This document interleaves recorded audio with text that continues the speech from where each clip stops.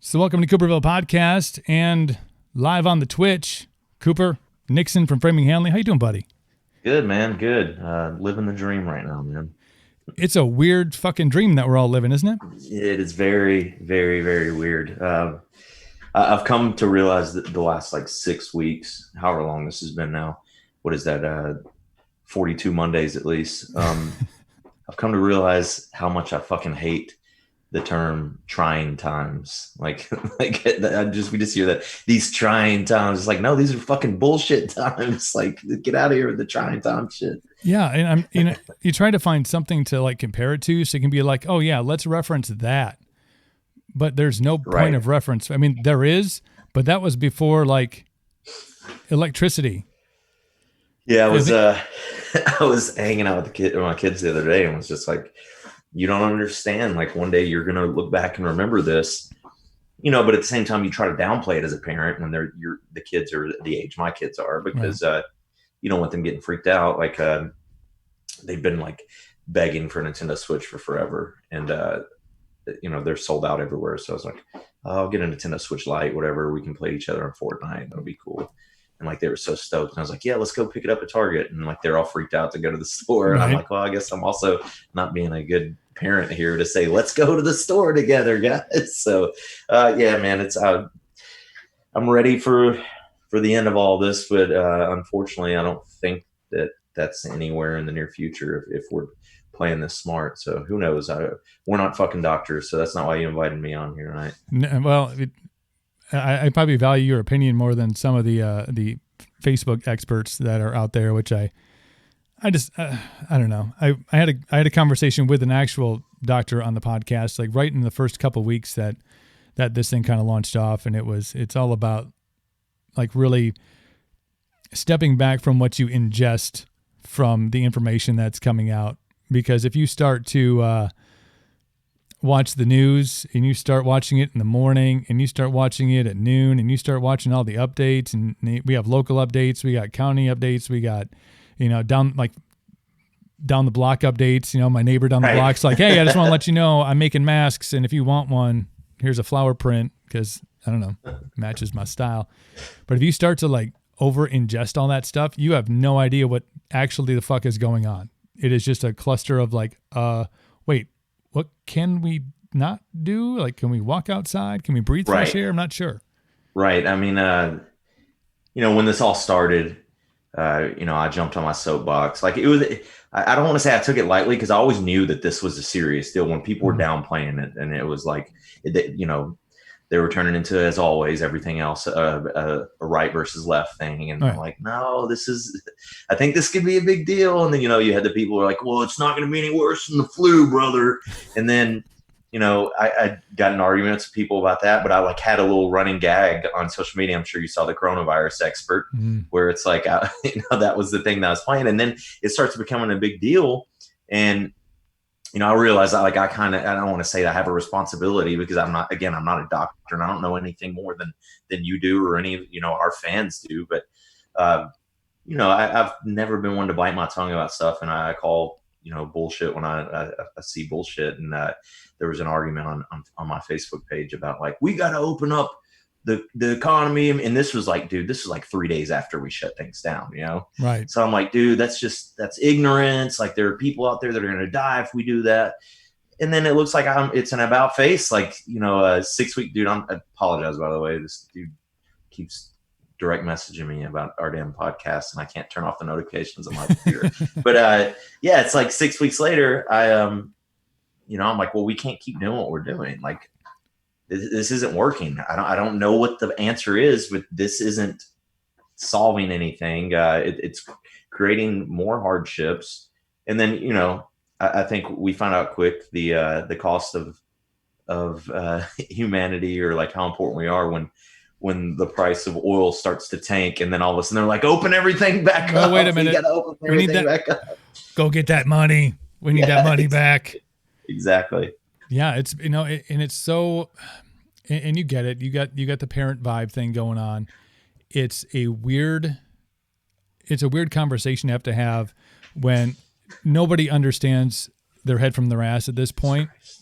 You don't have when you have like our state, Wisconsin, we just shut down last Friday. I think we got last Thursday or Friday. We got the update that we're on safer at home. You guys just started that No, last no, no, week? no. We got extended. Oh, We got okay, extended. okay. We were supposed to be originally. It was mid March. It was the day after St. Patty's Day, I guess officially, that it became safer at home. But then it was supposed to go till the 24th of April. We just got extended till May 26th. So another month plus here. Oh, here they announced yesterday, like they're easing. I mean, I know Nashville proper is going to have stricter regulations, obviously with shit like Broadway and stuff. Right. But yeah, they're letting it expire. I think as early as this Friday. I think I was reading today. One of my buddies sent over a text that was talking about movie theaters as early as next week are back open.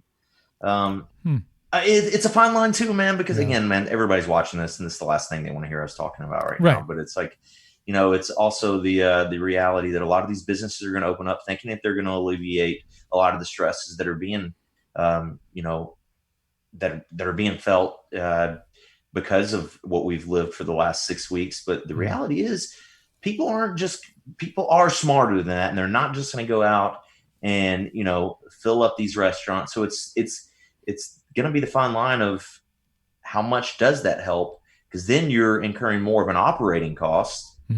If you are, full-fledged go and you're paying your staff and then you're not bringing anything in because the numbers are down. I mean, dude, for us, like, I don't know what the fuck happens now, no one in the music industry does, but it's like, it is the ultimate Framing Hamley luck, dude, that you work 3 years on a fucking album, first album you put out in 6 years, and then the world shuts down like 2 weeks later, and you're just like, oh, of course this is how this happens. So yeah, man, we did the album release show, back in February here in Nashville, and one of the greatest nights like in my professional career, probably the top night. Just it felt so good after being away for so long to be up there with a new album, sold out room, and like seeing a lot of faces that have been there in Nashville, shit all over the world. Really, people came to that show that we hadn't seen, and that we had seen from the beginning up until that point, that many years later. And then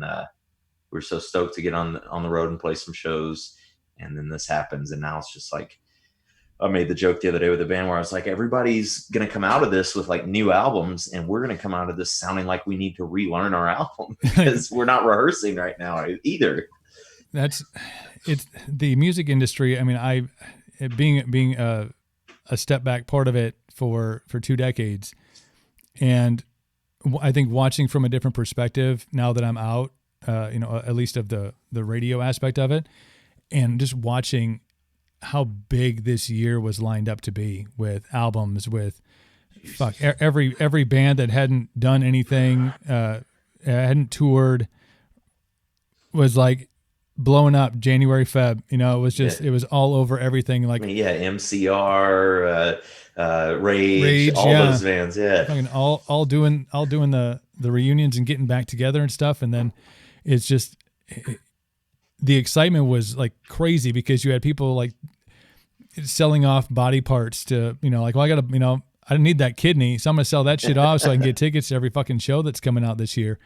And to have all this happen, and the long lasting effects of this, because especially when you look at, I love an intimate venue. I love the close quarters. I know that bands love that vibe that you get. I'm picturing that Nashville show, just bodies, close proximity, singing back songs and stuff. And what does the world look like, after that? When they, it's, I don't want to speculate or give my Nostradamus 2 cents in there, but man, it's scary, man. It's like, that's the reality. Is like, we don't want to bum out all the viewers right now. No, we're not. When they listen to this, but the reality is like, we can't even fully comprehend the extent that we could see with this thing. Like, I remember Rogan pretty soon after this talking on his pod about like how this could have a lasting effect to the point where we don't see arena shows. We're talking about the small venues right now, but like, to a degree, is it worse when it's fucking 10,000 people 15,000 people, Mm-hmm. shoulder to shoulder. And then we're obviously going to have entertainers that are going to look at this and be like, I just don't ever want to do that again. There's no Yeah. reason to, I've had my fun 30 years. Like, no reason for me to do that anymore. I'll just, one thing I hope is with the, where we're at with technology, that we see it. I think it was Cadillac 3. I was watching a live stream they were doing, and they were talking about like, the problems with performing live for your fans on things like Zoom and shit like that. Is like there's a latency, and you don't understand. Like a lot of people don't understand the issues that causes for an artist when they're performing, but they're hearing the guitar like at a different time than it actually is, and then Right. you as a listener, you're just going to go crazy with that. So it'd be dope if during all this, maybe some kid somewhere is sitting around and figures out a way, like a new platform to where we can pull off a live performance and it not sound like shit. But we're in the same boat that the Cadillac 3 said, was just like, we don't want to do that because we don't want to sound like shit to these people. Like, it's one thing if I pick up an acoustic right now and do it, I mean, that's still going to sound like shit because it's me playing acoustic, but it's it's going to be a little bit better than hearing it coming at 4 different times from different angles. And then you guys are like, God, this band should have stayed broken up, maybe. What are they doing? Their timing is shit. What the fuck, man? These guys need to get back and practice that new record. It's like the Framing Hanley shreds. Oh, God. Remember those videos? The Creed shreds. Man, I miss the old days sometimes.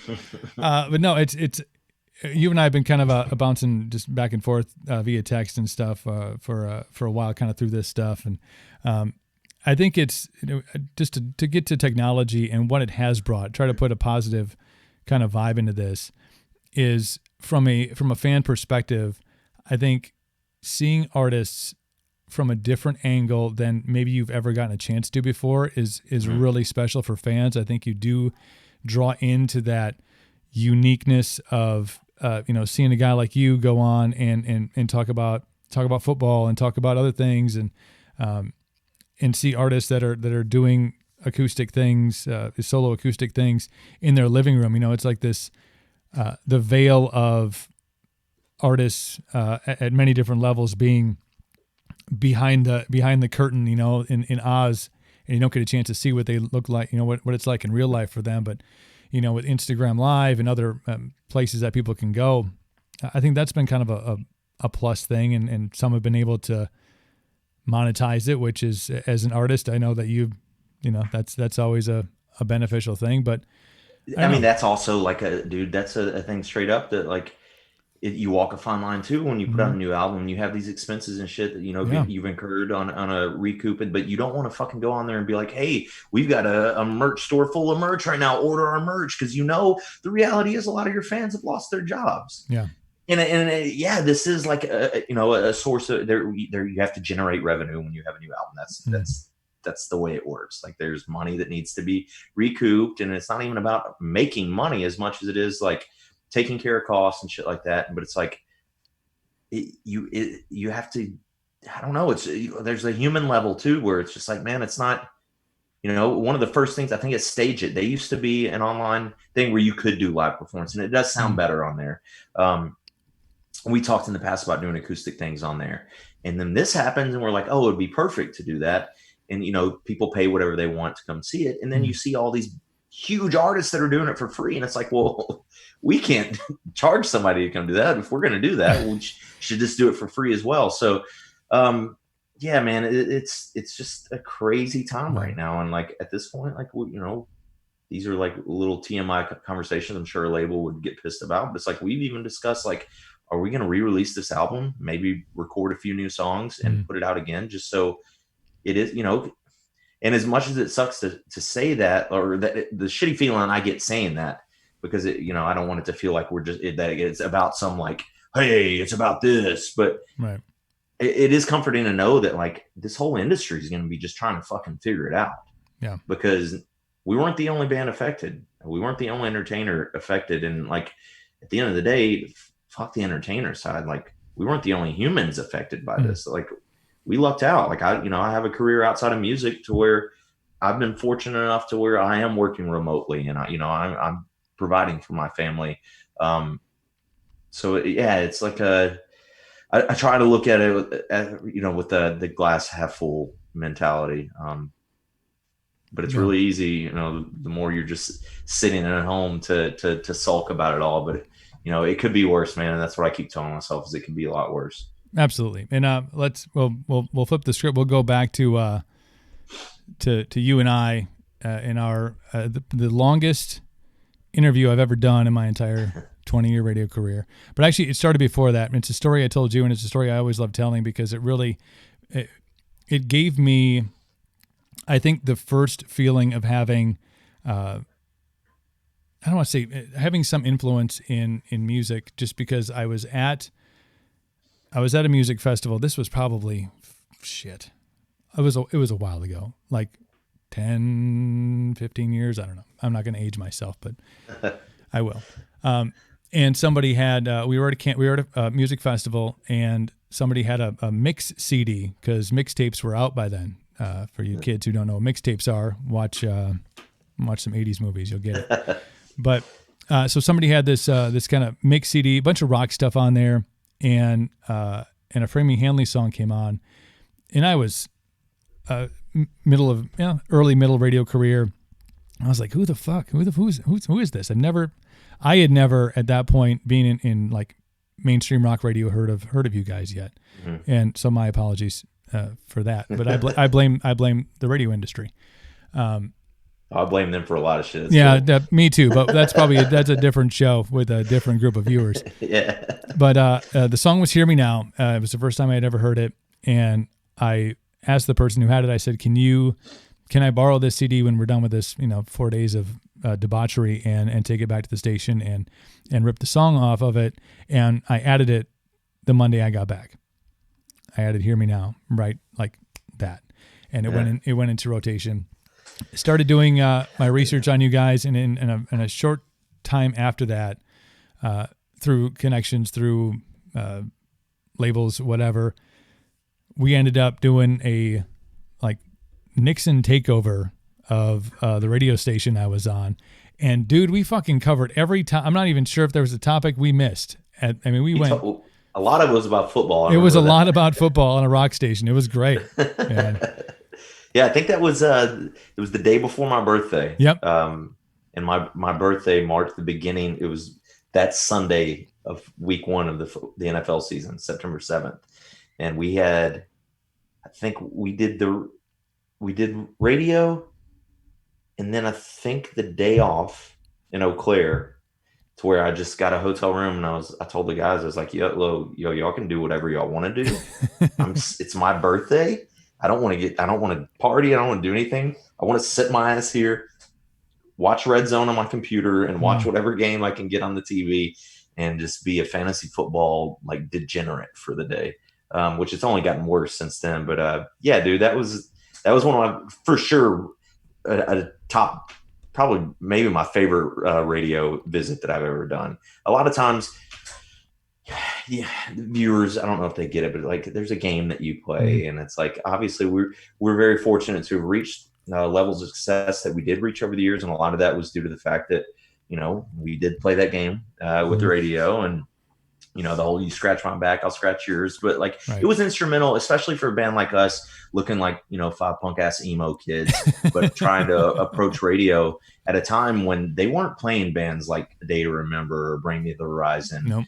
Bands like us back then, which is another conversation in itself. At the identity crisis now that rock radio has, but which is great. I love it for those two bands. Those are two perfect examples, and I Prevail, another one where it's just like, when we were doing this 13 years ago, they wouldn't touch us. It was like it was always a running joke that like we were too emo for like active rock or the new metal crowd. And then, we'd go out with, we'd try to get on some of those tours with some of the bands that we stylistically sounded more like, and even looked more like, and our fan bases were more akin to, and they were like, well, those guys are too new metal. So it was like, we were always that fine line of like, we could tour over here with Theory of a Dead Man, which we did, 3 Days Grace, and then tour over here with Good Charlotte and, Skrillex's old band. Like, so it was always interesting. But that day that we came in the station, I'd already played that game enough too at that point to where, I was like, I'll jet when I want to jet. Like I'll do like what we're gonna go in, make nice, and like, yeah, man, you're a fucking cool dude. I appreciated that. Like we had a good conversation, a connection that went beyond just radio. And I'm sure you feel that from your end too, when you would have artists in there where you're like, this guy doesn't want to be there. And I always try to walk into it stoned as hell, with a good open mind of like, whatever, man. Because I mean, dude, I can't tell you, and it happened in Wisconsin.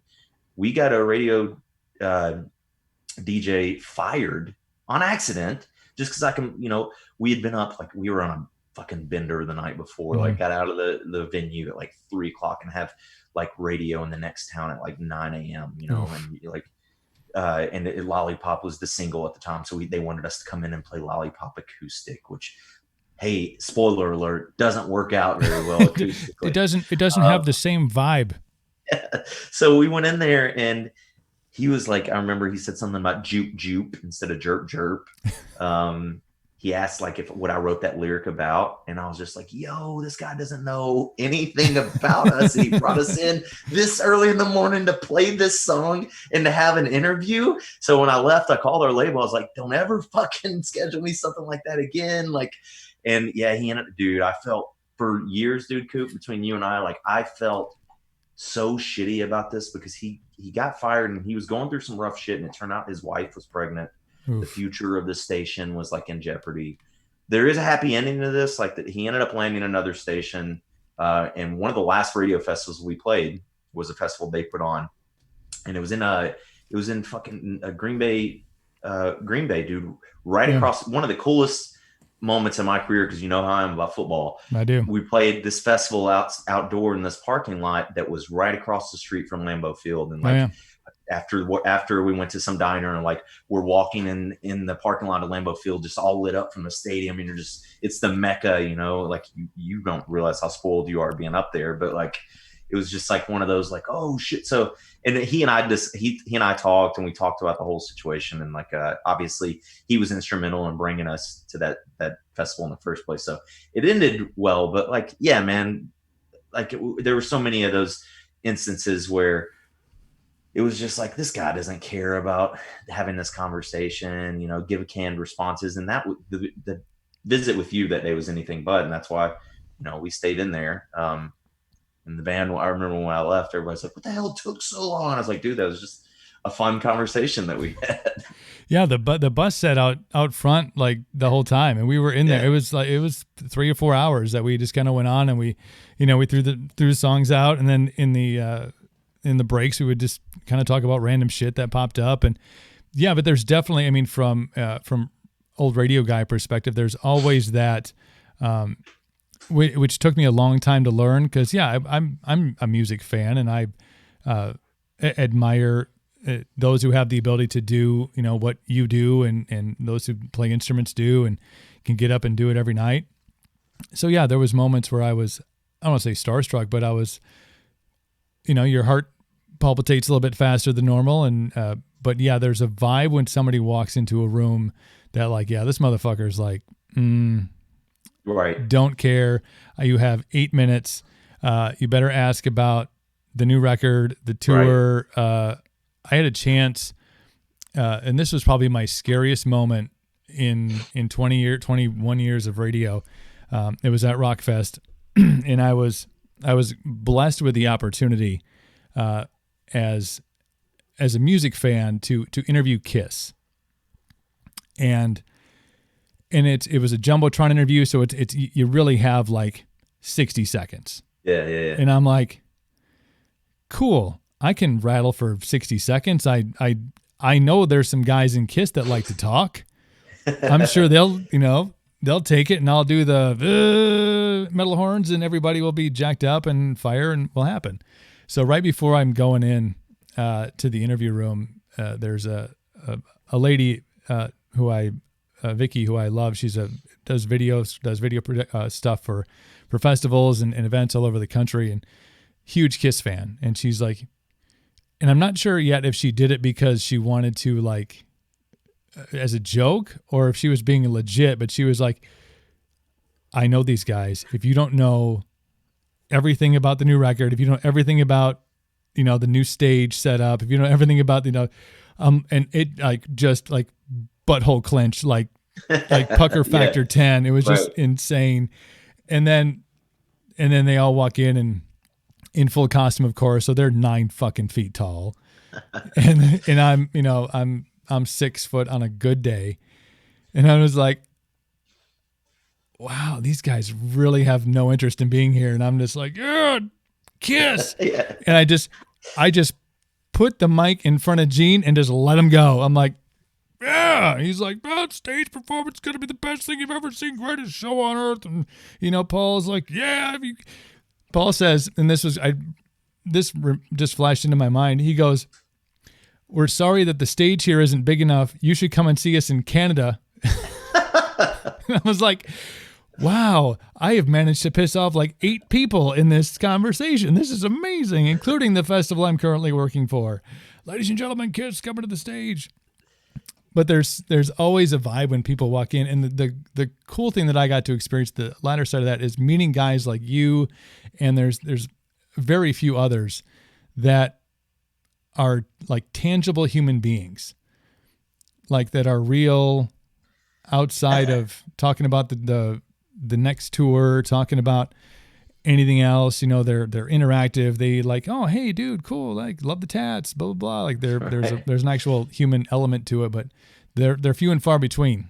And that, yeah, but I also feel like at least me, even on the artist side, like coming in contact with those other artists that I feel like are more like me in that sense. Those are lasting impressions, man, that you take away, and you're just like, they're fucking good people. Dustin from Starset was one of those people. Yeah. And I believe they were on that tour when we came through and did that stop in the station with you. They were a little unknown band at the time, and I just remember like watching it and just being like, God, man, these guys get it. Dustin gets it. Like, he had this vision for what he was going to do. And I mean, look at them right now. One of the biggest things in the rock industry, and like deservedly so. And he's a sweetheart, man. Like he treated people like humans. And those were the people that we gravitated to. I can't, what you were saying about Kiss, like you feel that as an artist with other artists too sometimes. Like I can't tell you when you're doing package tours or a festival type tour. It's not just a festival, but like when they want you guys to be doing all the front men or front women as well, doing interviews every day together with the radio station. And it's just like seeing the way that they would approach it, some of these artists, to compared to the way that I would approach it. And it's just like, again, I was never about like, we'd play the game and then like scratch it, but it's like, I'm not gonna jerk you off, man, to get you to play my song. Like, it's like, I'm not, it wasn't anything like that to where it's just like, I don't need you. Like, yes, we can use you, but like we made a good living and a good career with not as much radio success as a lot of other bands had, but like, I always knew that like I had that human element to me, that because I am just a fucking human, dude. And that's one thing that I know that our fan base can say about us. I can't tell you for how long on tours when artists would be, other bands on tours with us would be like, you guys still going to merch after the show?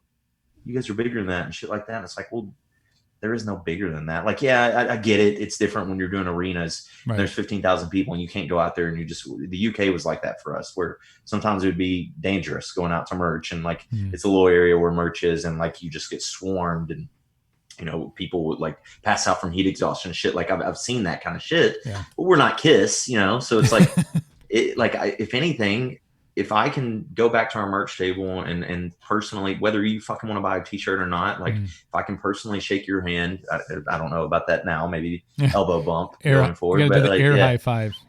But like, if we could personally thank you for spending your money, you're out working a 9 to 5 and you're coming out on a Friday night, shit, sometimes on a Monday, Tuesday, Wednesday, Thursday night, when we were touring full time, to see, what we always refer to ourselves as 5 punk ass kids from Nashville, Tennessee.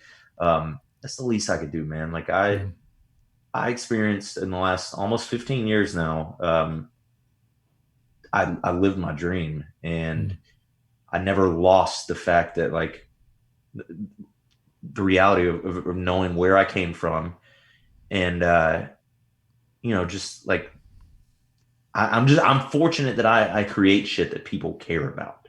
Like, because other than that, it's like there's nothing different about me from you, from, these people watching right now. Shit, they probably create shit too that if a lot of us saw or heard, that we'd be like, oh, that's cool shit. It's like there I'm drawn to loving things like that, and the fact that people appreciated something that I was a part of um, means so much to me. Like thinking back to when I was in middle school when I first wanted to do this, and Right. this many years later, like no matter how the chips fell, the fact that we had to walk away, which I'm sure we'll get to that as well. Um, Here we are this many years later, and there's still people that give a damn. 15 million streams on an album that came out in February on Spotify. That's crazy. Yeah. That's insane.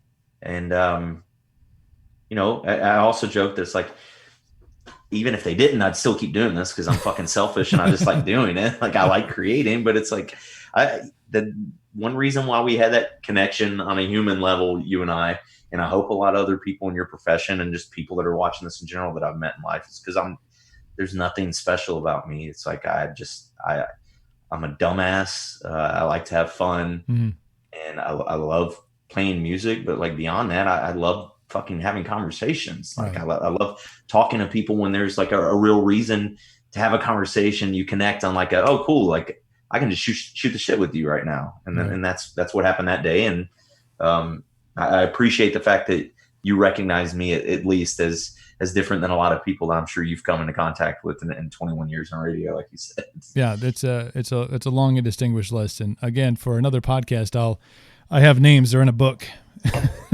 Names, they're all color coded by first impression and some by second. But you talked about middle school and getting to that being the time when you found music. Do you remember the records, the albums that pushed you in that direction? Because I feel like there's usually something, because obviously it's not, well, not obviously, I shouldn't say that. It's not an avenue that a lot of people take because there's a lot of challenge. It's not easy. You watch too many Motley Crue videos from the 80s and you have a perception of what exactly being a rock star is and what the industry is like. Were there records that pushed you into one direction, into going into music, that you're like, yeah, that was, God, I saw these guys, or they came through town and I saw them live, and it was like, man, that's what I want to fucking do? I mean, so I grew up, my dad was a country musician. And sorry if you're watching this, Dad. My real dad's still alive. My stepdad, it's probably confusing for some people that do follow us because I've talked about my dad dying before. That's my stepdad, who was like my dad. Excuse me. I grew up with a country musician, very much an absent father. He chased the dream, and if anything, that pushed me away from music. Like I resented him for so much shit growing up. And I remember it was Guns N' Roses' Appetite for Destruction. It was Appetite for Destruction. That my uncle had left over at my dad's house one weekend when I was visiting, and I like picked that up, and like I got into rock music because of that band. But I think when I really started to think, man, well, maybe it's just country music. Fuck that, because of my dad, and maybe I could still do rock music. It was Bush, 16 Stone, Razorblade Suitcase. I'm like that. I know that's an opinion in the minority there, but I definitely preferred that album. There was shit on there like Greedy Fly. That was one of those songs to me that I was just like, holy shit, nobody's doing stuff like this. Right. STP was another one. Those were the bands that really in that era I started to be like, God, man, I love rock and roll. And I'll never forget, dude, when we played Soundwave, which is like one of those touring festivals that I was telling you about. Like they fly like, I want to say it's like 50 bands from America to Australia. And, in Australia, you're flying city to city. Is that Hop Slam you're drinking, by the way? The Bells? No, Surly Brewing Company from Minneapolis. Oh, okay. Extra. I'm getting my sour on, man. Boy. I'm See. drinking a lot of sours nowadays. But we did Soundwave in Australia, and that was dope because a lot of these bands that that are you've watched for years on the TV and stuff. You're sharing the stage with them as well as a lot of artists you're coming up with, and they fly you in all on the same flights, city to city for the festival. And then when there were off nights from the festival itself, they would do side waves, is what they're called. So they would pair a few bands together to just go play like a club show somewhere on an off night. Right. And like we did ours with Angels and Airwaves in Medina Lake were ours. But there was one with like Stain and Bush. And we were in Melbourne, Australia, on the other side of the planet. And dude, I'm here to hear, with Gavin Rosdell. Mm. And, we watched them side stage and shit, but to be in like a smaller club, I mean, I think it was like a 1,200 cap room on the other side of the world, from where I lived my entire life and grew up.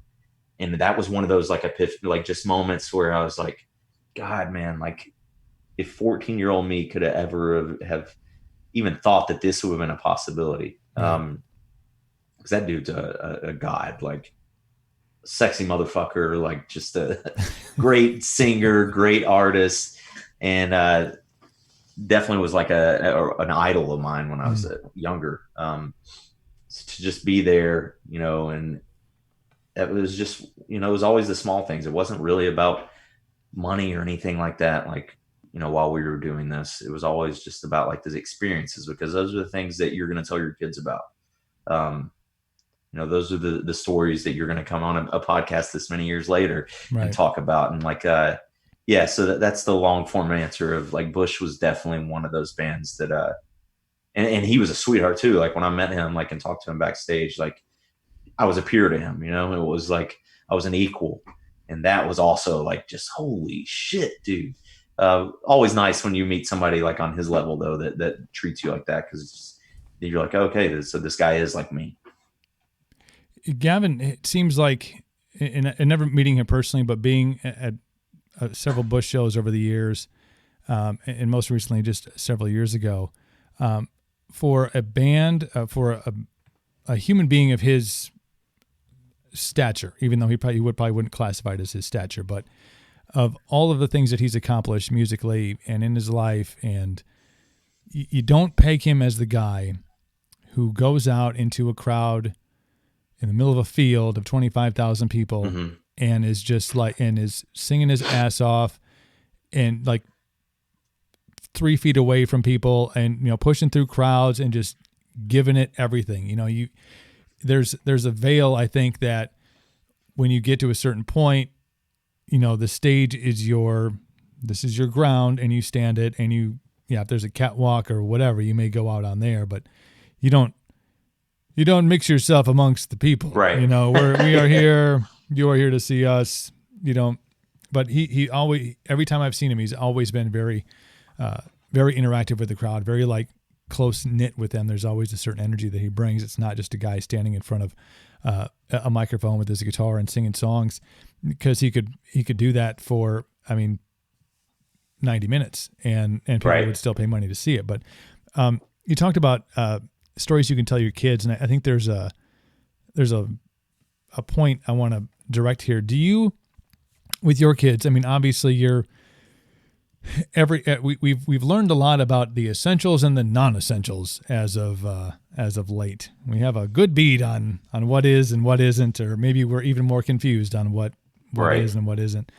But to go down a path of music, stemming from a path of music, as messy as that may have been, do you, when you tell them the stories, or when you will tell them the stories, as you get more stories in yours, are you pushing, I want to say pushing them towards music, or is it an avenue that you open for them, or are you cautious with those kind of teachings just because you've seen it from a period of a lot of change in how music is done and how the things you can do now you couldn't do 15 years ago? Do you what is your direction towards obviously you want them to do what they want to do, it makes them happy, but are you I went through the opposite of that, man.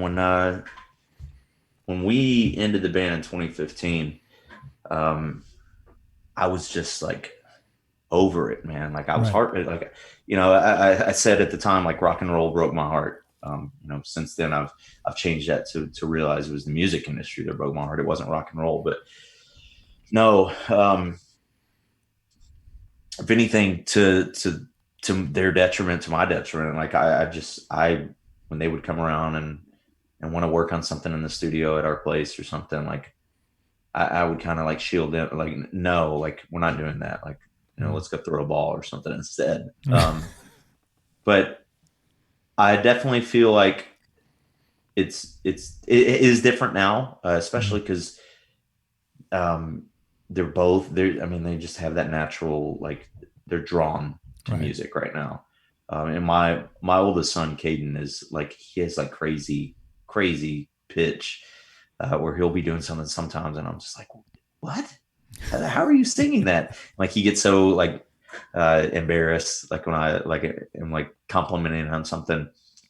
But yeah, man, I was a little bitch for a minute, to where Right. I was like, no, I'm not letting my kids do music because of what this did to me.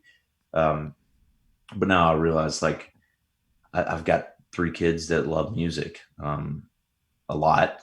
Thankfully, my middle is drawn to sports, so he's got something keeping him busy other than just music. But Right.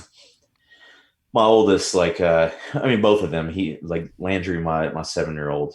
He loves like playing guitar. Like, dude, there's a video I posted. It's on my Instagram, when he was 3 years old, and he's watching like Biffy Clyro, my favorite band now. Right. Um, Watching their YouTube videos at 3, dude. No, maybe 2.5, but like, and he had my guitar stand as like his microphone because he was at that height, and was playing like his little like paper guitar, electric guitar thing, and like just like throwing down, dude, like just Giving the it. showmanship of it. And I was like, what is he doing? So that's always been there. And yeah, I mean, I I hope they get into computer science and shit like that Right. instead, Yeah. and programming and shit like that. But yeah, I mean, I'm gonna be that dad that supports, my kids and Right. whatever it is they want to do, and except for, I draw a line somewhere. Football is where the line's currently drawn, because I'm fighting that battle with my 7-year old, where he wants to play football, but the main reason he wants to play football is to hit people, and I'm like, Oh. yo, those are the wrong reasons. Like, um, but yeah, they love music, man, and once I got over, like, that I can't protect them from everything. Like, if Right. this is what they want to do, and then they realize how difficult it is one day, and they get heartbroken because of that, whatever. Which, I mean, it's going to be a different conversation in a matter of a couple years. It is now compared to 13 years ago. Right. I just want them to do whatever makes them happy, and if that's I've discussed with them, like, writing an album together with them. So we'll see. That's cool though. I think that as parents and navigating through the careers that you've been through, and especially for you guys, or excuse me, especially for you who's been through, peaks and valleys of the industry, and you've gotten to see, blessed to see so many things. And as I think we talked about in a separate interview about the rock and roll broke your heart thing. Not that you're going to have that kind of experience in every career, but I think that the value in that is being able to show that there is going to be things that are amazing, and there's going to be things that are like kind of super shitty. And when those Yeah, realizations, it's just like learning the lesson of being a parent. Period. Right? oh It's like gosh, we are all going to go through that shit. Yeah, I mean, it's like we're protecting them from the what ifs of the music industry isn't worth the what if that ends up being like something therapeutic for them, like right, it is for me. I have no right to take that away from them. So once I got over it and realized I was, I was projecting a lot of my insecurities and, failures, or like, maybe not getting to the top of the staircase that I was climbing, hmm. shit like that, and projecting that more on what would happen to them as well. That's not fair. Right. they're probably going to be way fucking better than me. Well, the industry is going to look even more different than it looks Yeah, now. exactly. I mean, you don't need to have all the things that you needed to have anymore. I don't want to say to be a hugely successful musician, but I was having this the same conversation with Mikey from Islander the other day. I'm like, because he was talking about how hip hop artists have really learned to embrace the avenues of how to get their music out that are not really the standard necessarily. And I was like, dude, the number one most played song, as it might annoy the shit out of every person, was Old Town Road, and that song came from fucking TikTok. And I didn't know that. Yeah, that song blew up on TikTok.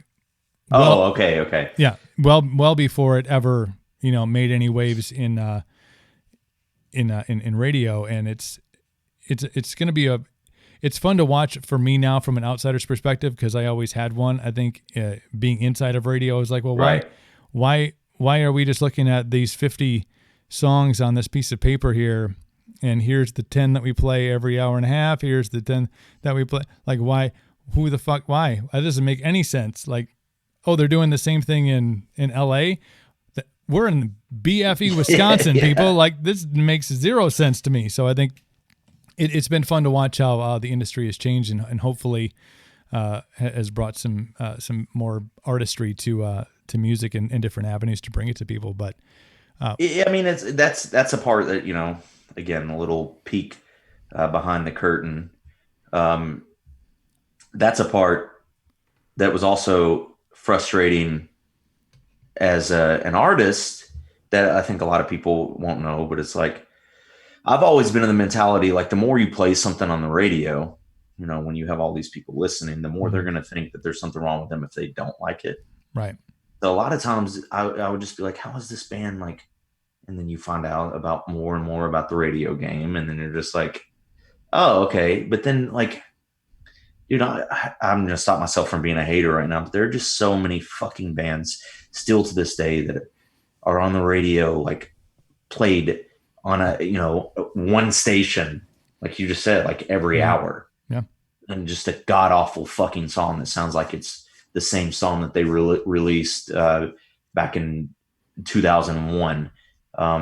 Hopefully that narrows down some of those bands that I'm talking about, but like, and you're just like, how are we still just force feeding this to people? And I had this discussion the other day with a buddy of mine, because a lot of those radio fans want to hear those old bands still sound like that, right. but they are gravitating toward the new sounds of bands that are adapting and doing fresh shit with their sound. Like, Linkin Park was always a really good example of that. Like, they and Shinedown as well. Those are two bands where, like, they adapted with the times. Fucking Papa Roach is not really a much better example of that. Yeah. And they would also bring out, like, the young bands that were up and coming to throw them a bone and be like, paying it forward, like, helping this band out because I had bands do this for me. And, but then you just see those other bands sometimes where it's just like, I don't get it. I never will get it. Maybe it's not for me to get it, but that's part of the game, I guess. And, but I mean, I'm sure you'll agree that, we were just talking about that music in general is not going to be the same, and it's not now compared to when it was when we last spoke in station, but radio for sure. I mean, it's like, everyone's trying to figure everything out, and it's like, the labels save their asses by making the deals that they made with the streaming platforms. And now you look at how much money they're making from their artist streams. And it's hilarious that somehow it still panned out toward the bad guys winning, Yeah, you kind of had hope. I'm sure you had hope. I know I had hope that, just because I think I made more friends on the artist side of the industry than I did on the inside of radio industry, just because maybe that's why I'm no longer in radio. I don't know.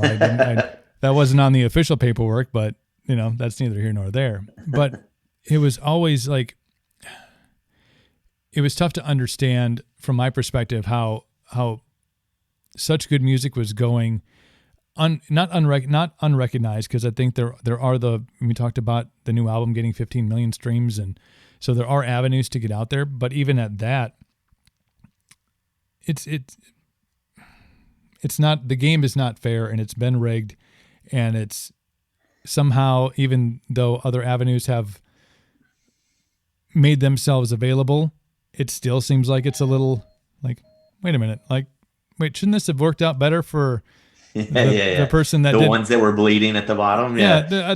I thought this was supposed to, like, the playing, we bought the playing field. Okay, so okay, now I get it. This is it. Cool. Wait a minute. Yeah. I mean, it just, I got a lot happier, man. When we did walk away, because I was just like, I'm not doing that anymore. Right. Like, it had reached the point where I felt like when it was time to go make an album, that it was time to go and, follow some magic formula for a hit single. Right. When it was like, the reality is with these labels and shit that are telling you, well, no, we need this, we need this. If they knew how to do it, they would do it themselves. Um, so it's like when I walked away, I was just like, I hated music because the passion had been like stolen from me, man. Like it was, and I've told this story before as well, and some fans will hate it, but like for me, one of those songs was "You Stupid Girl." Great song. We wrote it with a freaking amazing songwriter in Nashville. I forget his last name. I don't want to, like, he's an incredible songwriter, but it was just it was the first time that I had been put, with an outside writer, and it's like, well, this is what the song needs to be. And, I might get in trouble for this, but I don't fucking care. But like at the time, we had a song called Warzone that we had on our album, A Promise to Burn. And I had spoken with Jacoby from Papa Roach, and he was going to sing on that song, and that was going to be our single.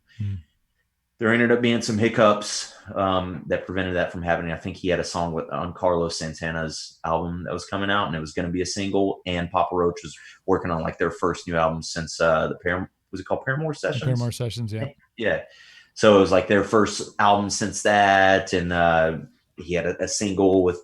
So it was like their camp was like, well, we don't know if we can put out another single with another artist. So it's like, all right, cool, whatever.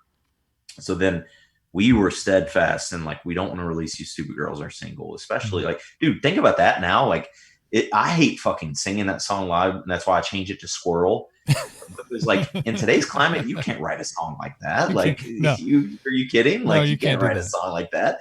So, but even back then, I knew, I was like, it just feels like so machismo. Like and the songs, like there were cool parts to it, but it was just like that was the beginning of like, man, they're starting to take away like the say that I have in the direction of my band that I've and the founder, like that this is our band, right. And so when we walked away, I was very proud of the Sum Who We Are and what we did on that album. And I was just at peace with just being like, man, well, at least, we ended it with an album that like was our rules. But it's like, I just don't want to play the politics side of it anymore. And, that's when I went through the whole, I cased up all my guitars. Like I took down my gold plaque on the wall. Like I just didn't want to fucking be reminded of it. I went and started a brand new career. Like, I've been removed from the workforce for over a decade. And then I go and I'm like, well, I'm just going to be a normal person now. I'm going to get it, start a new career. That's going to be my livelihood. That's going to take care of my family. Right. Did that. Was fortunate, obviously, to have some things like saved up to where like it wasn't a 100% restart, but it was, because it was like that my identity was gone. It's like you're at that point, you feel like a failed businessman. Right. And over time, when I started to be happy with myself and my life and doing a lot of, I think, self growth through reading and like finding out things about myself and like focusing on things that I could control and realizing the power of being able to control your outcome again, instead of, being in the music industry. Eventually I needed that form of therapy again, and I needed the songwriting, and I needed to jot down, things that I was thinking. And then the guitar comes back out and you start working on that. And it's like, that was the beginning of this whole journey for this album. It was for the right reasons this time. Like it was when I started doing this in my friends' parents' garages years ago. It was like, it just felt like, oh yeah, that was the allure that music had. That that was the attraction that was there always between me and music. That was my sport. It's like, as much as I love sports, and that's like probably my first love. Mm. I was never like, look at me, I'm a skinny fat ass. Like, I was never blessed with being like the athletic, or having the athletic prowess of my brother even, which he holds the record in the state of Tennessee for interceptions. And I will tell you right now, I taught him how to play football, so fuck him. Fuck that guy. Yeah, but that was it. It was therapeutic again, and it was for the right reasons when we started working on this album. And there was something about like the power that I felt from being able to just know that, to know that inside and be like, man, I'm not doing this time to have a single that blows up. Like, yeah, that'd be dope. Right. It'd be dope if we put out a song, our first song that we've released in 6 years, and it blows up on Spotify like Puzzle Pieces did. But like, we didn't plan on that. We didn't. Now, you were one of the first people that heard that song. I remember the day I sent you that song. I sent it to you and Josh from Bad Flower, and he sent me Ghost that hadn't come out yet. Yeah. And I was like, damn, man, I thought my song was cool. And then you sent me you sent me this shit. No, dude, I fucking remember getting that song, and you and I obviously we were in less contact because you had gone back into the real world, not real world, but doing the damn thing. And you sent me that song. We started chatting again, and I heard it, and I was like, that's a fucking hit. Like, not like you wrote that song with the intention of it being. I mean, you write songs for different purposes, but I'm like. And I think it was ironically, and maybe not ironically, but it was at the time of, the United States was kind of going through its own issues with addiction, and that was kind of the headline on the news every night was, people being fucking passed out in their cars and shit. And we kind of talked about the song before we went on and talked about the story, your story about what had been going on with you for the previous couple of years. And God, I heard that song and I was like, dude, like this is a fucking hit. And I think we were like, were you the first to play it? I believe so. I think we were the first. It wasn't watermarked or anything yet. Like I think I sent you like a SoundCloud link and was like, hey, you can just download it from here, man. I'll get you a better version when we have it mastered. I think you played it before we mastered it, maybe. I don't know I don't think it was mastered yet, but it was such a good fucking song. And I remember that conversation because we talked about a lot of those same things, and we some of the things that we touched on here too about that being away time and them missing it, and it kind of calling your name again, and specifically the guitar cases being dusted off and opened back up, and but damn, that's that ride for you. I mean, going from, I think you put it right, going out with the album that you felt that you were, all right, this is it. This is the song. Cases go away and we kind of move on with life. And man, that was fun. And that's a cool thing to reflect back on. But God, I was fucking glad that you came back and got back in the game, man. Jeez, I was like, no. Hey, cool, man. I get it. Like, I understand, but man, if you just want to write like another record, that would be really fucking cool. And yeah, I mean, and that's the thing, dude, is like I'm at a point now where it's like I'm not doing this for other people. Mm-hmm. It means the world to me to hear you and other people like you say the kind words that everyone has said and all the superlatives about this album. But like at the end of the day, like I just fell in love with creating again. And that had been fucking stolen from me, man, for so long. There was a power in just being like, I control the narrative now, man. Yeah. Like this I don't have to fucking follow this format, and it doesn't have to be some formulaic like outline for a song just because that's what's working for everyone else. Like it's like, no, I'm gonna write.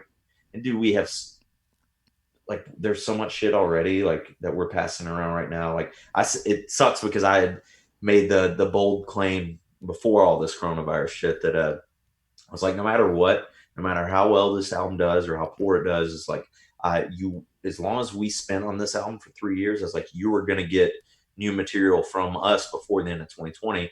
now all this shit happens. So it's like, well, yeah, now like we're for sure going to do that. But like we were going to do that anyway. Like Right. we kind of hit our stride. So you and I haven't discussed this, and not a lot of people know this either because we haven't really come out and said it on social media. But Ryan and I were the last two original members of FH, and I mean technically he wasn't even an original because he joined the band when we were in support of our first album, The Moment. The first song he did as a member of our band was actually the cover of Lollipop, which is funny because that was just like his first hometown show in Nashville as like an official member of the band. Right. And that song was like a huge song in the clubs at the time. I was like, yo, let's just play a rock version of this. We do the rock version. Our label sees a fucking YouTube clip of it and asks us like, oh, you guys should record that. Never in a million years do we think it would do what it did. Right. I digress there. But like, so he's the other OG member, and he's at a point now where he can't really give this like, you know, 100% right now, like right. Not to take away from Ron at all. That's my brother. I love him to death. But so toward the end, we thought we had the album done. And then I was like, man, I don't know. Let's just keep writing. You know, we had some legal shit that we can't discuss on here that came up. And I was like, well, while this is all going on, let's just fucking keep writing, man. And Stoy, our bass player, who really joined the band when we went out for the Sum of Who We Are when I met you 6 years ago, he had made the switch. We moved him over to guitar because Ryan wasn't going to be going anymore with us. And you know, I think we'll continue writing in the future and shit with Ryan, but I don't think we'll ever do it in the same capacity to where, you know. But the first song that we wrote with Stoy on guitar, he and I sat down one night and wrote Forgiveness is an Art, which is the heaviest song on the album, probably the heaviest song we've ever done. And the first song that he had ever, like, you know, that he and I sat down and were just like, hey, let's see what we can do together, man. Right. And I was so stoked about that song to where now when the album was done, I was just like, that's like, we just turned a corner though. Like, you know, it's like, I don't want to stop this. We got to release this album, but it's like we're finding out new shit about us. And that's why, you know, a lot of people say like, this is your strongest album to date. And it's like, I know it is. And I also know that there's a lot of different factors in that. And one being that it's the first album that we've ever recorded with this collection of 5 dudes. Right. And Shad, our drummer, is probably the most talented musician, not just drummer, talented musician that I know. He's a joy to just be in the room with. Nick, our other guitar player, he was our tour manager for years. Actually, talking about Australia, he was our tour manager over there when we went over there for years. And he was always into like heavier shit like Glassjaw and stuff. But we came up in the scene in Nashville together in different bands. And then he kind of ventured off in a different direction where he was doing a lot of shit electronically. He and I started a project that was, you know, more electronic based. That got put on hold when we went out and toured and supported the Sum We Are. So dude, he and I also have like probably 10 to 15 ideas that are completely, it's like, we don't have to be anything now. It's like we can be whatever we want now.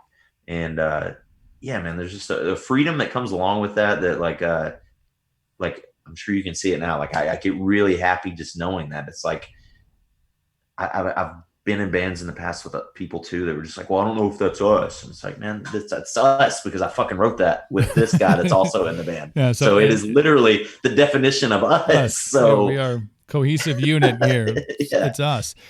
I can tell, and I can tell because I've been listening to the record, and you have always written, and the band has always had. There's an emotional tie to it. Okay, outside of Lollipop, but obviously you guys didn't write that. But there's always been like I listen to an FH song and I'm like, yeah, I don't feel necessarily what you maybe were feeling when you wrote it, but I can establish a feeling and associate a feeling with pretty much every song that you guys have ever released. I'm like, oh yeah, that you know what that fuck reminds me of? That bitch. You know? See what's awesome about that though is I guarantee you, and that's the beautiful thing about music too, is like there are gonna be songs where you think, it couldn't be further. Touching on the Hear Me Now, I don't think we ever discussed this, but that was the song that started everything for us. It's the song that got us our first record deal when I was 20 years old. That song was about Ashley Hanley, who passed away in a car accident. And she was like the sixth member of our band in a lot of ways. She was always there, every rehearsal, would take photos. That's where the framing part came from. But for me, when that happened, that was one of those moments. That was like the first moment in my life that I ever remembered having. I'm like, if God's real, why did this happen? And that was like my battle with like faith and things that I believed. And, I think everyone's gone through that shit in their life, but that's what that song was written about. A song though, that I guarantee you that you would hear, and people that are watching this or listening right now, would never think this. And I don't usually like to say this, but a little, again, sneak peek behind the curtain. I don't like to tell people usually what a song's about, but Baggage Claim. That sounds like a tormented like relationship, between a man and a woman. That song is about mine and Ryan's view on walking away from the music industry and how it still had that stranglehold on us. And it's like, if when I wake you left me, you'll wish that you never left me. Like it was about like, man, as much as I want this to be done, like there was always that draw, because it was, again, that was my sport. That was my, what made me happy. That's what appeased me. And so yeah, that's I do always love just like seeing other people's interpretation of what a song is, and when it's like something further from what you actually wrote the song about, then you did something right, because your listener should be able to listen to a song and make that about their life. Right. It's like Walt Whitman, I believe, said the poet's purpose. He had a poem called The Poet's Purpose that I had to recite like growing up, and it always stuck with me. Where it's like it was your job as a poet to like put yourself in the spot of the reader, without having been there, or maybe even before they've been there, to where when they hear it, there's that familiarity, and it's like they can relate. And that's also like one of the fun things about creating, is just being able to kind of be tongue in cheek about some shit, and like only like what this is about. I think that Baggage Claim story, I mean, it really gives, knowing now the insight of what that was about. I think that you really give, if like, I'm going to go back and listen to that song from that vantage point, and it really gives a really clear, painful understanding of the relationship that you have with music. I mean, for sure, man. It is like a lovelorn. Like it's something that everyone has experienced. I'm sure you've experienced that in a professional capacity as well, beyond just a relationship. It's like, and we, as a songwriter dude as well, like especially a lyricist, like every person I've ever been in a band with will tell you the one thing they hate the most about me is how long I take to finish lyrics for something, because I'll be that guy that's like, well, I said something that was kind of about the same line as that, like on an album 4 albums ago, and we didn't release that song, but I know I said it, and like it might be a B-side floating out there somewhere, but like. And then finally, I was just like, man, whatever. If it fits, a perfect example of that is the term "shell of a man." We put that on "No Saving Me" on the "Some Who We Are," and I believe that's a lyric that is on "Misery" on this album. And I like, it was just one of those things where it fit. I loved what it said. Spoiler alert, I basically ripped that off subconsciously from one of my favorite bands ever, the Juliana Theory. They have a song that I'd forgotten about, where it's like, why can't I let go? I'm only the shell of a man. And like, I was listening to that album Love a few weeks back, and I was like, God damn it, that's where that came from. Oh yeah, I've got some influences. I know you're the Cure, Robert Smith's birthday today. Oh yes, I saw that you posted some love about him. I think he was one of the first, like again, like his little emo scene kid. Right. There were a lot of those bands back like in the early 2000s when it was cool to sing out of key and bad that I just couldn't get into. And And Robert Smith, I'm not saying that he's a bad singer, but like he was kind of doing that. He was the OG of that back in the day, where it wasn't all about perfect pitch and shit. Right. And I just like remember I was dating a chick whose mom was like obsessed with The Cure, and like anytime I would be around like that, The Cure would be on, and like it. I mean, this was back probably my first band. Did her mom have the same haircut as Robert Smith back in? She did no, but her makeup was very similar. Oh, is it similar? Okay. Yeah. I knew there was going to be some sort of aesthetic tie in there. Yes. And yeah, he was just like like I just love like it's awesome now seeing shit like The Weeknd and these artists now that have those old 80s electronic sound in their albums as well, where you're just like, fuck yes, exactly. I'm like, wait a minute, I know that song. Wait, no, that's not the song I was thinking it was going to be. Never mind. Well, it also reminds me of that shit. Is it Kavinsky? I think, is that his name, or is it Kaminsky? The dude from the Drive soundtrack.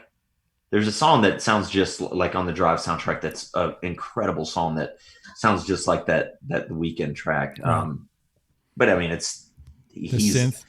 Dude, I could go on for hours and hours about like, you know, how much pop music and hip hop music is better than the current state of rock and roll nowadays, in my opinion. But I digress there as well.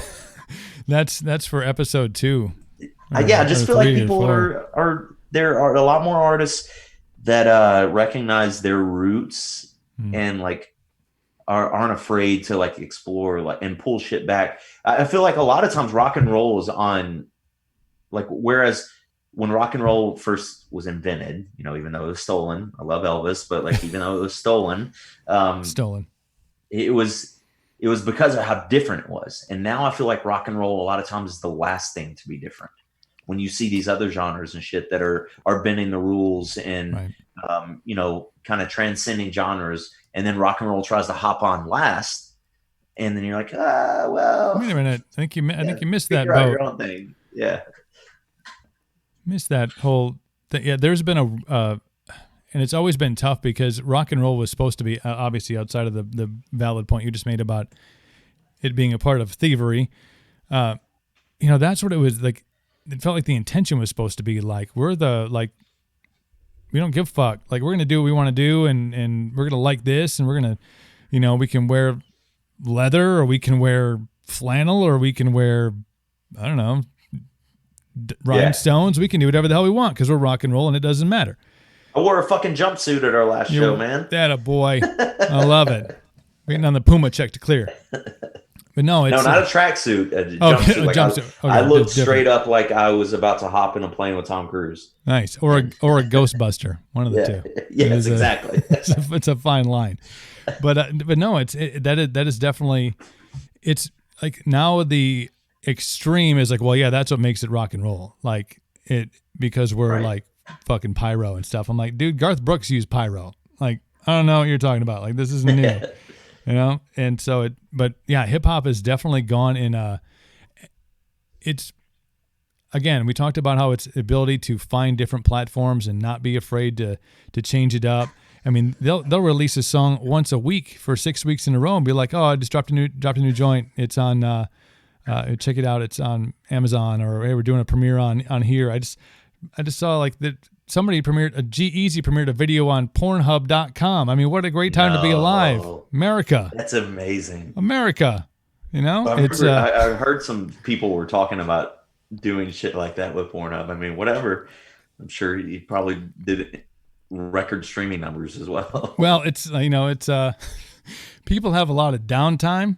And not sure how. I mean, we won't comment about how they're taking advantage of that downtime, but it's always been, you know, rock and roll has been behind the curve for a while, and I don't know what kicks it into gear. I think your mentality about about how you're like, no, dude, this is mine. Like, this sounds like us because this is I wrote it, or you know, we wrote this together, or. No, this is us, and we can go in this direction, and we can go in this direction. We can rules. Have different things on there, man. Why not? Why make rules like the? And again, I'm not saying that we're setting out to be some transcendent artist or anything, but it's like you're cutting yourself off at the knees, like when you're making these rules when you don't have to, because guess what? It's your body of work. You You get to make those rules. Right. And my rule is there are no rules now. It's like fucking Fight Club. You just you just show up with weed. That's the only rule. Instead of you don't tell anybody. It's like Yeah. you bring a pen. You Rule bring a number pen. first rule of framing handling is bring a pen. Damn it. But yeah, I mean, it's like plus I'm honestly just like inspired by so many pop artists and hip hop artists now. Like, dude, I don't know if you saw, but like I posted like my top 19 of 19, like my favorite albums from last year, and probably 7 or 8 of them were all hip hop albums, and then like I maybe had like 4 or 5 like exclusively like rock albums on there. So yeah, it's like, and I think a lot of the bands that people, especially young adults now, are connecting with are the bands that are just like kind of blurring the lines of what is a genre, right. and well, we can do this. You have a band like Bad Flower, which hits you with that abrasive, like true rock and roll, like grit, but also aren't afraid to like show a soft side and like do like some pop elements. Like right. I can tell that in a band where it's like, all right, that dude listens to, pop radio. Hopefully I'm not wrong about that, Josh, but it's like, apologies in advance. It's just like, why be scared? Why not test the waters? Say You Ever, the first track on our album, is probably my favorite track on the album. Love it. It's only like 2 minutes long. It's really short. I was like, wait, did we just like, now it's bubbles? Like, what the fuck just happened? Like, did I miss it? And I think I'm probably going to do like my solo shit that I'm doing is probably going to be more along the lines of that. But that's not going to prevent me from dropping a track like that on an FH thing either, because that is us. Like right. if we created that, we're going to put it out there. It's like my buddy who's a hip hop producer here in town. He heard it and he's like, that's like old school Kanye meets Hans Zimmer. And I was like, that's the perfect like compliment. Cool. This is the first track on the album then. This brings it all into this cohesive unit now. It feels better. But I think, music discovery too has evolved into a way where being out of really the premier avenue that I found music was in radio for 20 years. And I found it at probably different levels than others in radio did. But being outside of it, I've discovered so much more music that I'm like, fuck, I really like that.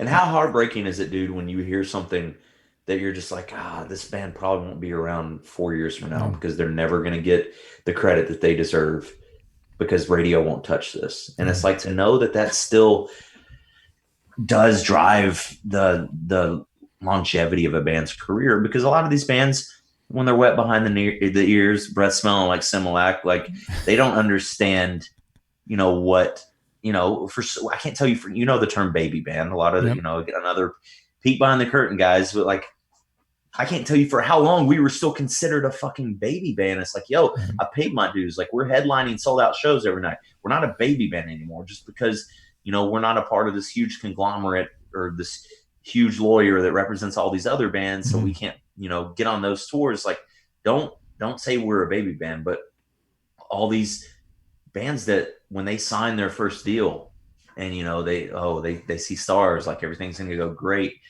And then when the game's not played a certain way, and no matter how good the album is, it just stops in its tracks after 6 months, 8 months.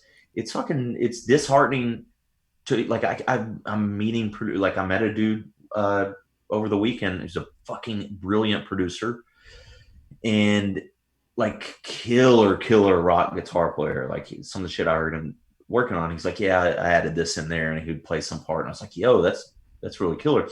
And it was like the same situation where his band signed a bad deal, thought things were going to go great. Yep. They had satellite radio was a big proponent behind them, pushed them, helped them reach certain levels. But then you have terrestrial radio where it's like, again, like, it's like, how far do you want this to go? That whole thing. So yeah, it's a bummer when you check up on a band, or when even like Spotify, the playlist that it makes for you based on the shit that you like and listen to, and you'll find some song, you'll look that band up and you're like, God bless, man, how am I just hearing about this band? And you go to it and it's from some cut from back in 2017, and that's the last thing they released. Yeah, they're dead like, on socials. Oh, they're done. Yeah, like they released this, dude. Here's a throwback for you. I don't even know if you'll remember this, but like one of the earliest signs of that to me before we even were signed, and I always said this: I didn't want to be a band. I didn't want to be like Mad at Gravity. Do you remember that band? Mad at Gravity. They had that. What was the song? Yep, Burn anybody. Yep. It was on The Rain of Fire, Yep. that dragon movie with Matthew McConaughey. Yep. Okay. Yep. I needed the The song. album was so good, and for when it came out, it fit perfectly at radio. It was one of those albums. I mean, shit, I was 17 years old, I think, when I heard that album, and I just remember being like, "How did this band not blow up?" Like, and again, I didn't know so much at that time, like about how all the business side and the politics, and when things started going with our band, I was just like, I just don't want to be like, what happened with Mad at Gravity, where it's like that band was that singer was fucking a million times better than me. And then to see that happen to somebody like that, and you're just like, sometimes it's out of your hands. And that's again why when we came back and did this the way that we're doing it now, I realized whether it's fucking 500,000 people on Facebook that Facebook only allows you to reach 1,000th of every now and then. Damn it, algorithms. Or whether it's like, being able to put 300 people in a club every night, or whether it's fucking going all the way to the West Coast when you don't normally get to get out there and playing in front of fucking 75 people. It's like the fact that there are people all around this globe that do care enough to still support us, almost 15 years later is it's special and worth way more than playing any of the politics shit. Like, yeah, it would be cool if something took off and then, we're playing arenas all around the world, but like, that's not why we did this this time. That's not what we were hoping for.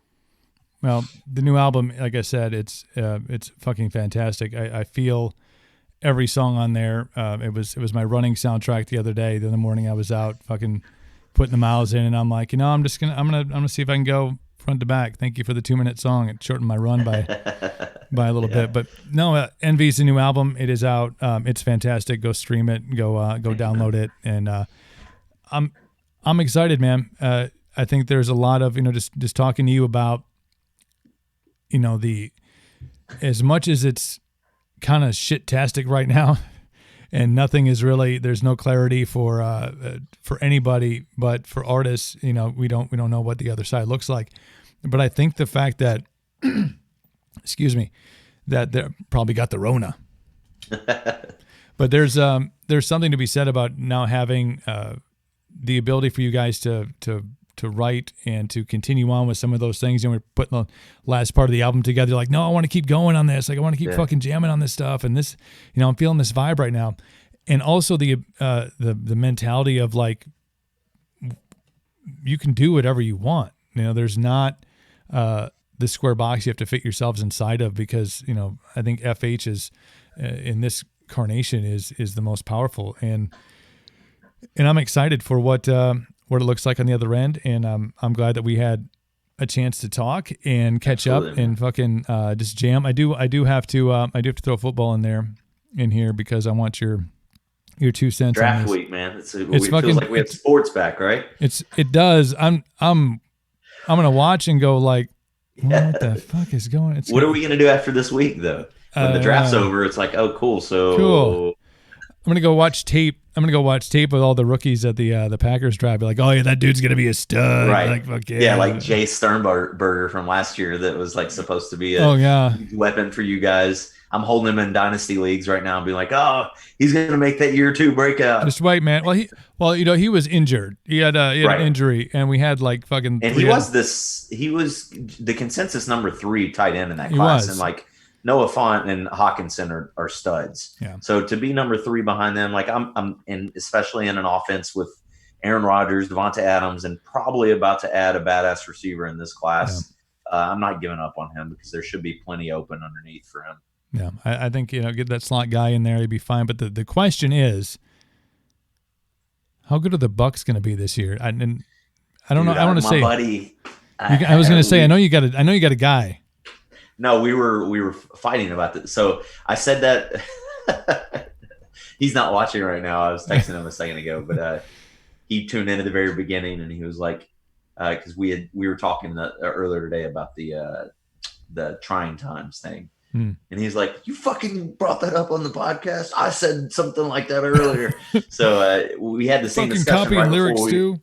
right before we went live about uh, the Bucks, because I'm of the belief that Tom Brady is washed compared to where he used to be. Right. That said, I'm a Peyton fanboy. Like, I'm a stand for Peyton Manning. A long time wanted him to be the greatest ever. For me, Brady proved it's not even a contest or a conversation when they came back from, what was it, 28-3 and against the Falcons, yeah. And I was just like, God, he's the best to ever do it. And go to another Super Bowl since then. But I was like, man, he has no velocity, he has no zip on his ball anymore. And then you look at the offense that they built around him in Tampa Bay, and it's arguably the best arsenal of pass catchers on paper ever in the history of the NFL and one team. Right. A lot of people are like, they got to add a running back. People forget how good Rojo was in college. If he can just finally, now that Peyton Barber's out, if they can use him as like a workhorse back and let him be one of those backs that, starts to see volume, maybe that, puts him over the top. They're a pass funnel, so their games are going to be fun to watch because they can't stop the pass right now. They're great against the run, right. Excellent pass rush, but they have the weaponry on offense to where they can, especially, and people haven't thought about this, dude, they're in a division now where Brady's up against Matt Ryan twice a year and Drew Brees twice a year.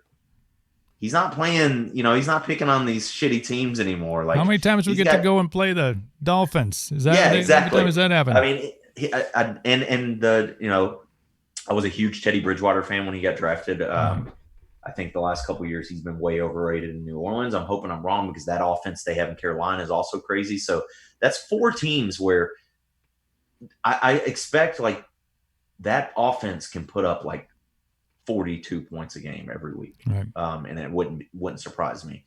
But the way it is predicting a damn Super Bowl team, man. I think they moved to like 12-1 favorites today after the Gronk news. After the Gronk sign, it's crazy too, though, because OJ Howard is already a stud.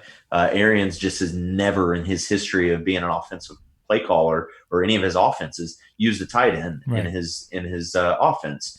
So Gronk, I think he tapered off when he last played, but he's a year removed from football. I'm sure he's healed up. Current WWE 24/7 champion actually right now. Did you see what the WWE they issued a statement saying that with the rules of the 24/7 title, he knows that the title's up for grabs anytime, anywhere. So it was like they go, one moment he could catch a touchdown from Tom Brady. ... Can you imagine that? Oh, God, that'd be fantastic. A touchdown celebration. Brady just pins him, and a ref comes over there and counts 1, 2, 3, and Brady's the champion.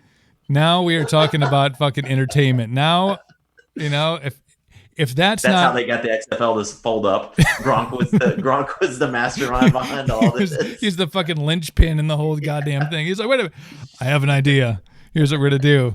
We're gonna bring it all together in some unity. No, I think it's nice to have that that one thing to like look forward to. If you've been deprived of things that you're so used to having, and even not even giving a shit about. Like I love the Brewers. I love how the team has kind of made something of themselves in the last couple of years, but really since 2008, since the CC Sabathia year, and there's excitement in Milwaukee, but I would like pay. I'm like, oh damn, we're doing well. Then start watching games middle of the season. Okay, cool. And then if they were making a run, it's been an exciting couple of last end of the seasons for them. But to not have like that element. I hate baseball, dude. And I'm the same way, especially, me being a degenerate gambler with like DraftKings and shit. I was still every night before 6 p.m. getting my lineups in, before it locked.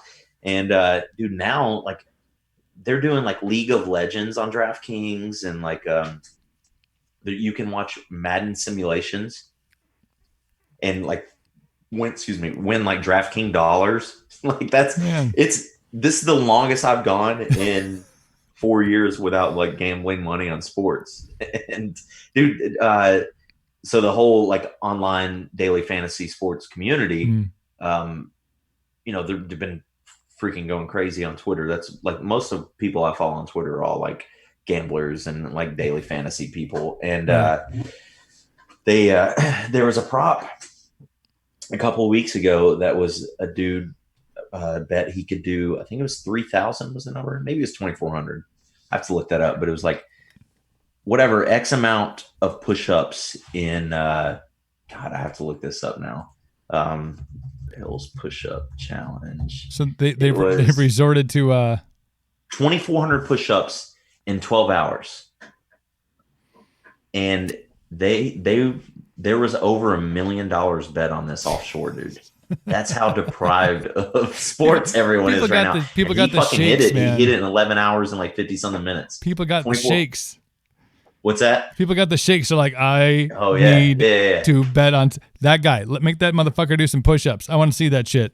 Do it. Here's my money. He live streamed it on Twitch. Fuck yeah, he did. Like CNN, like contacted him the next day about it. God. Like, I think it was Men's Fitness. But yeah, I mean, it's crazy times right now, man. And to get that itch, you're like, we'll bet on anything, right? I've been trying to be like, man, how many times can I masturbate in a day? Maybe that's what I should do. And we're back to the Pornhub music video debut, G-Eazy. Like we got him back. Yeah, how many times can I masturbate watching G-Eazy's music video on Pornhub in a day? Place your bets, people. Place your bets. I want to see that offshore money coming in here.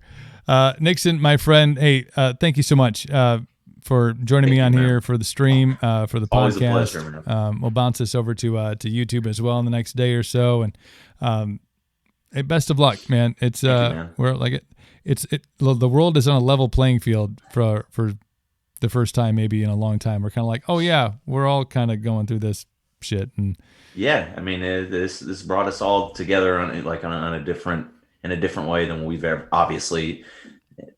experienced. So, man, hopefully we're up in Eau Claire or where are you at now? Or like, I'm still in Eau Claire? Yeah, I'm still in the area. Still up. Dude, I know.